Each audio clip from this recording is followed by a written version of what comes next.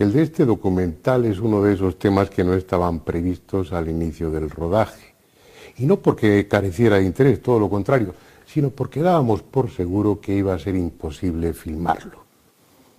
Se trataba de algo que desde hacía unos 40 años estaba perdido, estaba sumido en el olvido.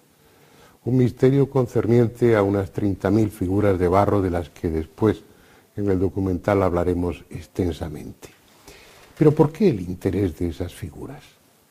En 1972, Jacques Verrier, el coautor de aquel célebre libro El retorno de los brujos, publicó un libro que llevaba como título El libro de lo inexplicable, donde se recogían diferentes misterios.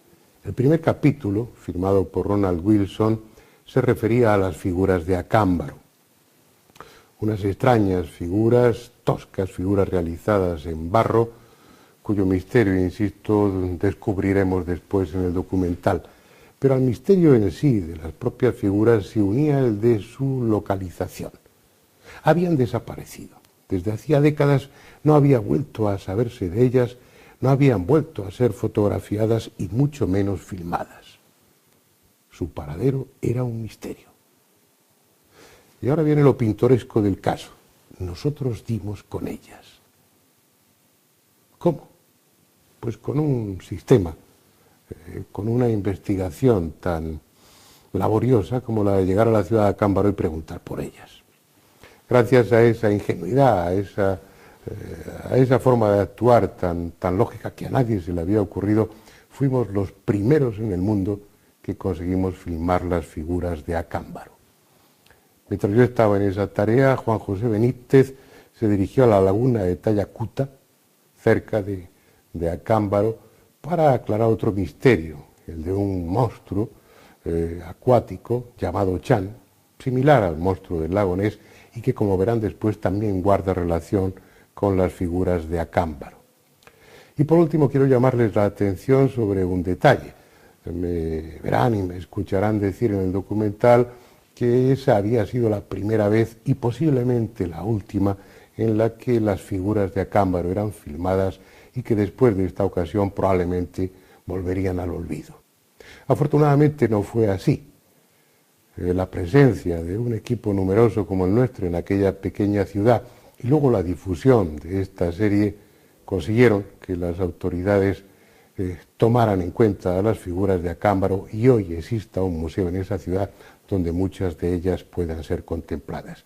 Los que hacíamos en busca del misterio nos congratulamos por ello.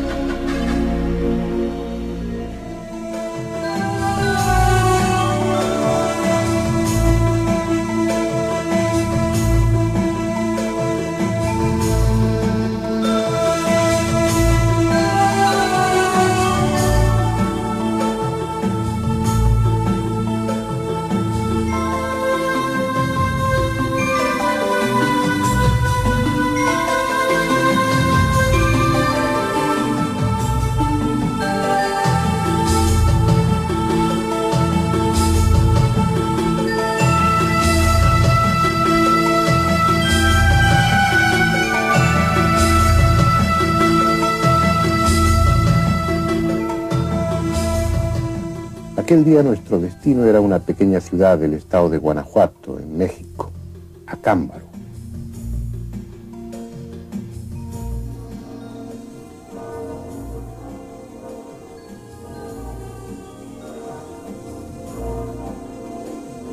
Por entonces iba a celebrar el 179 aniversario de la elección de Miguel Hidalgo como generalísimo de las fuerzas insurgentes de México.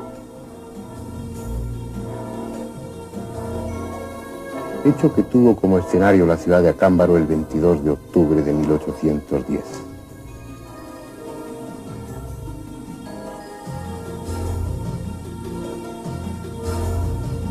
Pero nosotros nosotros estábamos allí atraídos por una historia muy diferente. La historia de una fascinación, la que ejercieron unas figurillas de barro sobre un hombre, Valdemar Julriut, un comerciante de Acámbaro. Fue en julio de 1945 cuando un albañil, Odilon Tinajero, le ofreció las primeras figurillas procedentes de este cerro, el Cerro del Toro. Y lo que había en esas figurillas era tan insólito, tan fantástico, que Valdemar dedicó su vida a almacenar cuantas pudieron ofrecerle. En 7 años, entre 1945 y 1952, acumuló 37.000. Llenó su casa literalmente con las estatuillas, estanterías, muebles, rincones, pero ya no están. Valdemar murió y su casa cambió de dueño, está cerrada. Esas figurillas están almacenadas en un local de la municipalidad. No saben qué hacer con ellas. Están envueltas en papeles de periódicos y encerradas en cajas. Y no saben qué hacer con ellas porque el dictamen de los arqueólogos oficiales es que son falsas. Aunque lo cierto es que la mayoría de ellos no se han molestado en venir aquí para comprobarlo. Nosotros sí, vamos a verlas.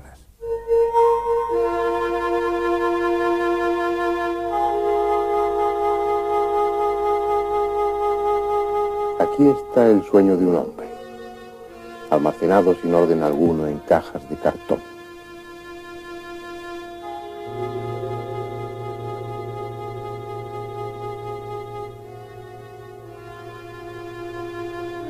Estas son las míticas figuras de Acámbaro, rotas ya muchas de ellas, desintegrándose lentamente en cajas de pescado, sin más protección que la que quiera depararles la providencia, como un desecho inservible, cuando tal vez constituyen uno de los misterios más apasionantes del pasado.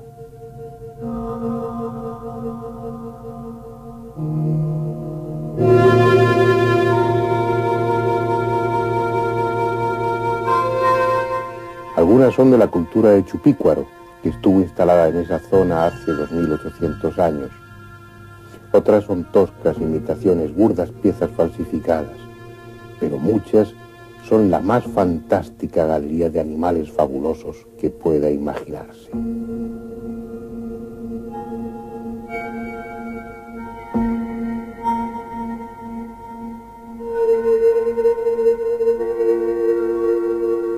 Fíjense en ellas. Pocas, muy pocas personas han tenido ocasión de verlas. Se han escrito algunos artículos sobre estas figuras y un par de libros han dedicado un capítulo a este tema. Para los investigadores de lo insólito es casi un mito, porque solo uno o dos han podido tenerlas en sus manos. Es ahora la primera vez en estos 45 años que una cámara las filma, y probablemente también será la última.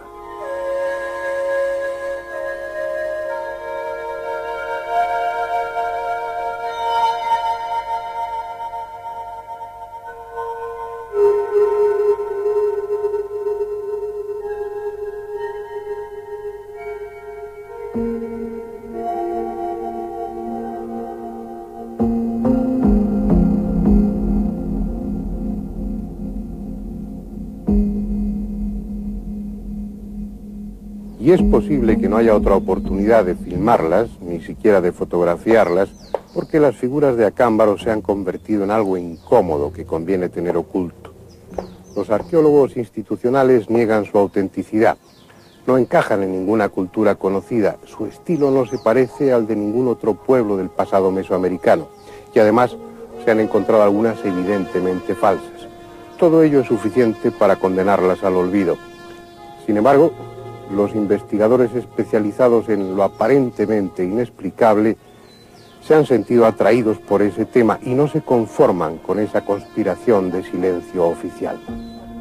Lo primero que habría que dilucidar es si, salvo las falsas, las estatuillas son obra de artesanos actuales o son antiguas. Hay argumentos para apoyar su autenticidad, pero quizá el más contundente sea la datación a través del radiocarbono 14. Y tal datación existe. Así pues, según ese análisis, La mayoría de estas figuras descuidadamente almacenadas fueron modeladas y cocidas 1600 años antes de Cristo. Y Waldemar Jules Riut tenía razón.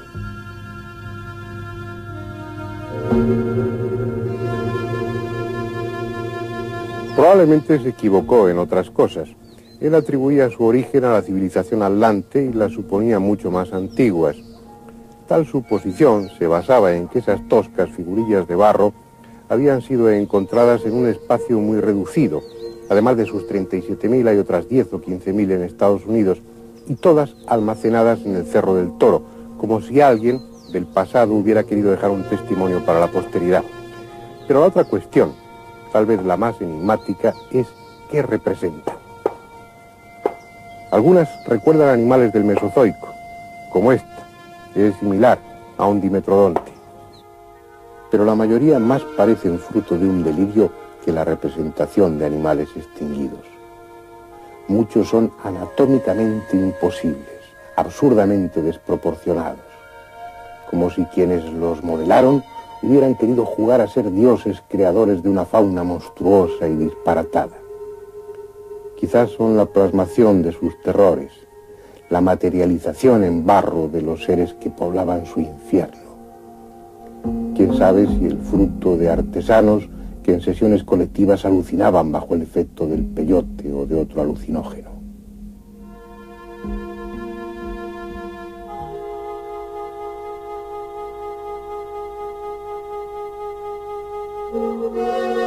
Algunos sostienen que parte de aquellos animales del Mesozoico no desaparecieron hace 100 millones de años en esa zona, sino que algunas especies sobrevivieron hasta la llegada del hombre a América.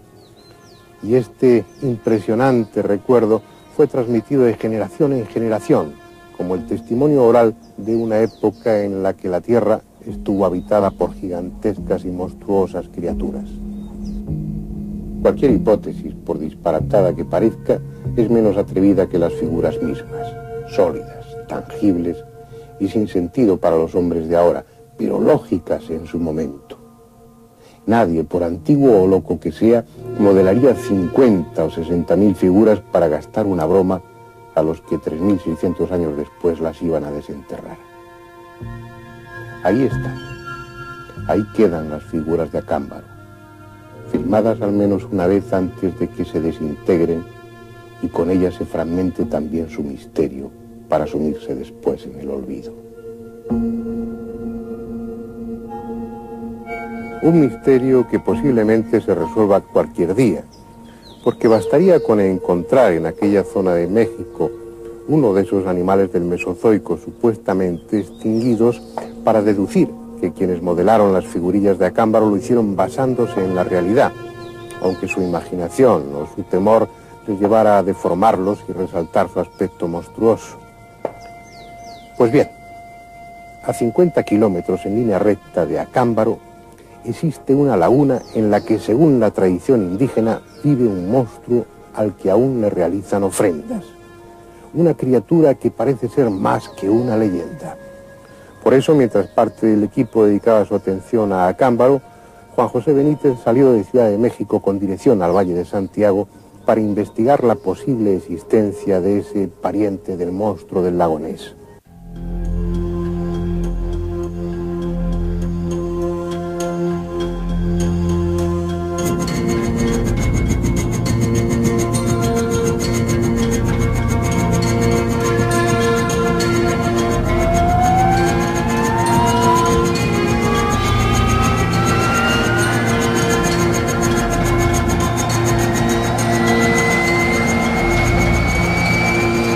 La gigantesca ciudad quedaba allá abajo, hirviendo de gentes y de coches. Nosotros íbamos rumbo a un lugar totalmente distinto, a una parte de México donde convergen las leyendas, donde cada cerro guarda un misterio arrastrado desde mucho antes de que los españoles llegaran. En poco más de hora y media, nuestro helicóptero volaba ya sobre el Valle de Santiago, abierto entre volcanes que cambiaron el fuego por el agua.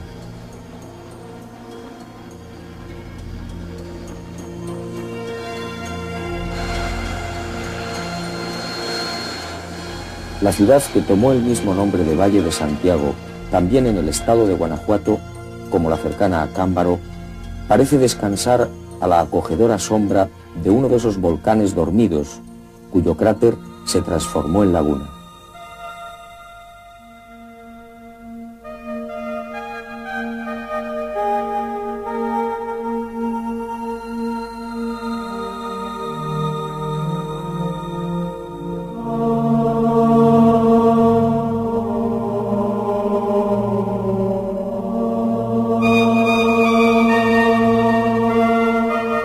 Una enorme olla de 750 metros de diámetro, cuyas paredes basálticas se interrumpen por el agua. Agua profunda, de apariencia tranquila, a la que hoy llaman prosaicamente la alberca, pero que en otro tiempo fue conocida como Tayacúa. Es una hermosa laguna de aspecto manso. Sin embargo, allá abajo, en su parte más profunda y sombría, dicen que habita Chan, un monstruo de cabeza descomunal y cuello de serpiente al que unos temen y otros respetan desde hace 1000 años.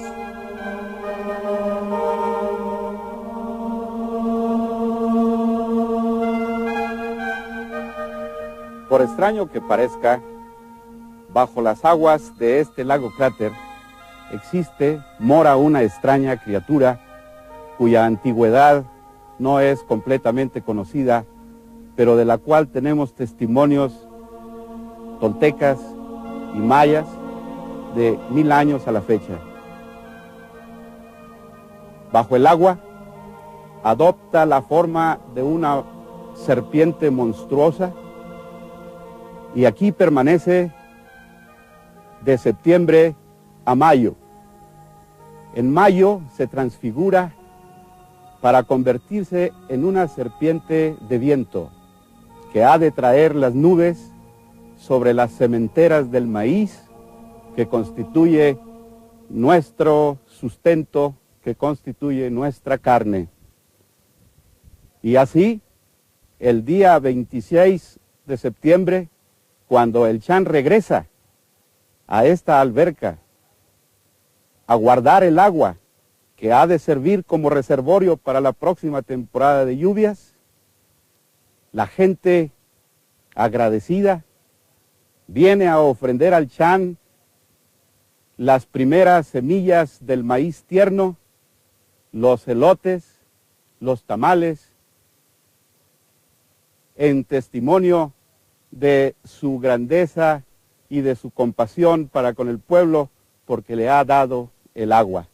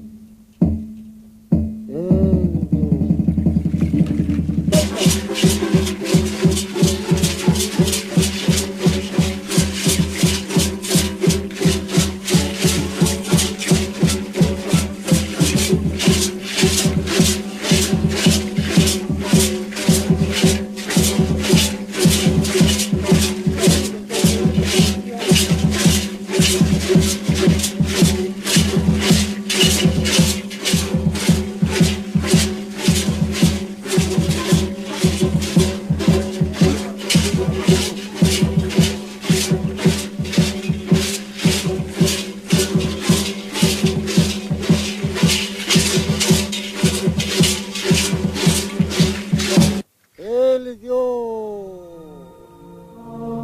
Él es Dios, cantan los danzantes. El monstruo es Dios. Tal vez algunos de los que participan en la ceremonia ya no crean en Chan, pero siguen fieles a la tradición y danzan a las orillas de Tayacúa, la laguna, como parte del ritual en el que se le ofrendarán a la legendaria criatura de las aguas los primeros granos de maíz de la cosecha. Chan fue magnánimo una vez más y les trajo la lluvia, y ahora se la devuelven simbólicamente porque ya no la necesitan y arrojarán al cráter agua procedente de los 4 volcanes que rodean la laguna, agua de los 4 vientos, de los 4 puntos cardinales en las que han amasado ese primer maíz recogido. A pesar del esfuerzo de los misioneros por cristianizar el culto al monstruo del lago, la memoria mágica de esta serpiente continúa viva en los habitantes del valle. La Iglesia, no contento con esto, llegó incluso a levantar una cruz para exorcizar al espíritu de esta serpiente. Sin embargo, los habitantes de esta comarca siguen celebrando esta festividad. Los responsables de la Iglesia llegaron incluso a bautizar a la alberca con un nuevo nombre para evitar los ruidos misteriosos que se producen especialmente por la noche. No contento con esto, realizaron una nueva ceremonia simbólica casando en matrimonio a la alberca con el cerro de Culiacán, situado a unos 8 kilómetros de aquí. Un cerro que al parecer responde a las tronadas y a los ruidos que se producen en el fondo de estas aguas. A pesar de ello, los testigos, numerosos testigos de este pueblo, siguen viendo a este monstruo, siguen viendo al Chan y por supuesto siguen escuchando esos misteriosos ruidos que surgen en las noches de las profundidades de estas aguas. Pues yo lo que vi aquí que me pareció extraño fue que de ahí del centro nacen unas olas extrañas que rompen aquí en la orilla de la laguna. Y no es la primera vez que lo he visto porque en varias ocasiones, algunas 10, 11 veces he visto eso.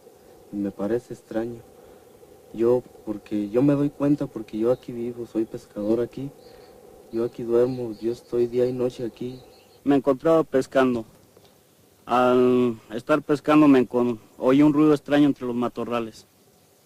En ese momento volteé y ¿qué es lo que veo? Un animal descomunal.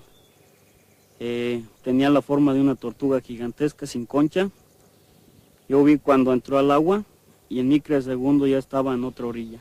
Me vine yo a bañar como a las 5 de la mañana y como esa es el costumbre de nosotros que venimos a bañarnos aquí temprano, entonces me estaba yo metiendo al agua cuando de repente vi un animal que salió, no sé qué animal sería porque estaba oscurita en la mañana, nomás vi el bulto grande del tamaño de una res, salió para arriba y echó agua como una ballena, echó agua para arriba y duró como unos 5 o 6 segundos y luego se volvió a meter.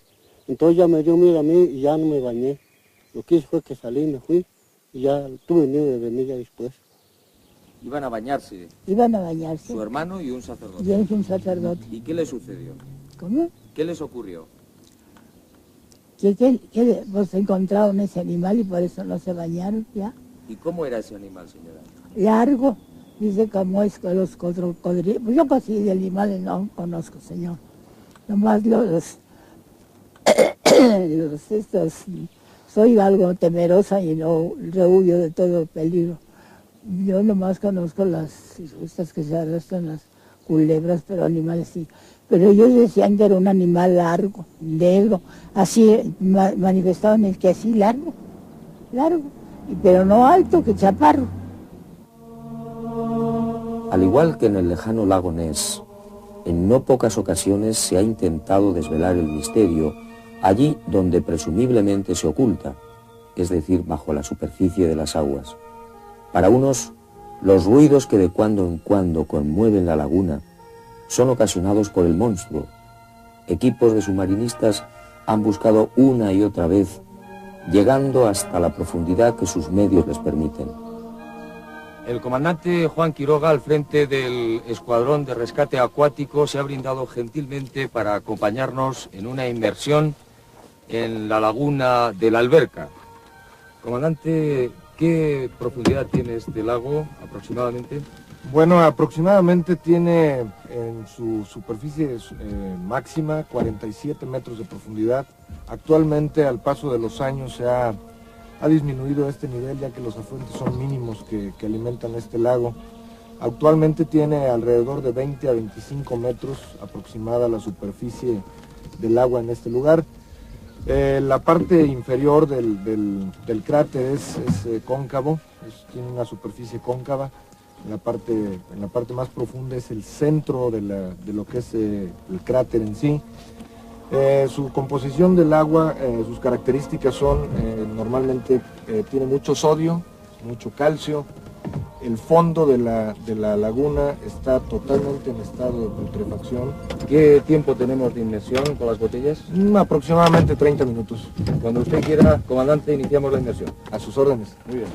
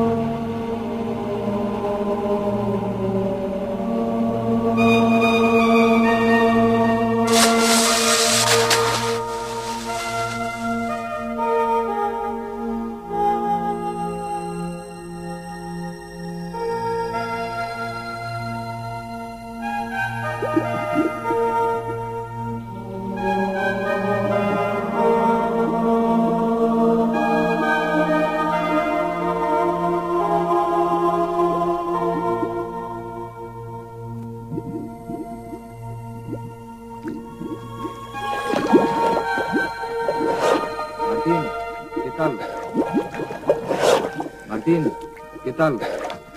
Está muy peligroso aquí abajo. Todavía a los 5 metros hay un poco de visibilidad. Y a partir de ellos ya está muy lodoso, hay mucho fango acá abajo. Se nos dificulta mucho para respirar nosotros con los reguladores, se nos tapan. Hay muchos cambios de temperatura acá abajo, corrientes también. ¿Hay corrientes? Hay corrientes de agua. A veces llega una agua caliente, una muy fría.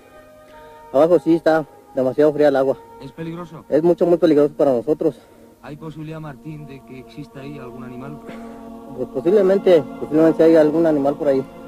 Esa es la conclusión más generalizada, como si incluso los que no creen en la existencia de Chan se resistiesen a privar de la leyenda a una laguna tan mágica y amiga que cambia de color para advertir al hombre, azul cuando se acerca la primavera, esmeralda si vienen las lluvias y amarilla antes de las desgracias. Si la leyenda es algo más, como afirman los testigos, Chan no sería uno sino varios, los miembros de una colonia que ha sobrevivido al resto de su especie. De no ser así, habría que abrir un capítulo nuevo en la zoología que se ocupase de los monstruos de los lagos. Sea como fuere, las figurillas de Acámbaro y la leyenda de Chan parecen caminar en una misma dirección, aquella que señala la existencia de monstruosas criaturas en esa zona del mundo, ya sean tangibles o fruto de una memoria colectiva cuya raíz ignoramos. Es posible que la respuesta esté en el fondo de Tayacúa, la profunda laguna a la que volveremos, aunque se niegue a descubrir su secreto, porque es parte de un sistema de volcanes en torno a los que giran misterios aún más desconcertantes.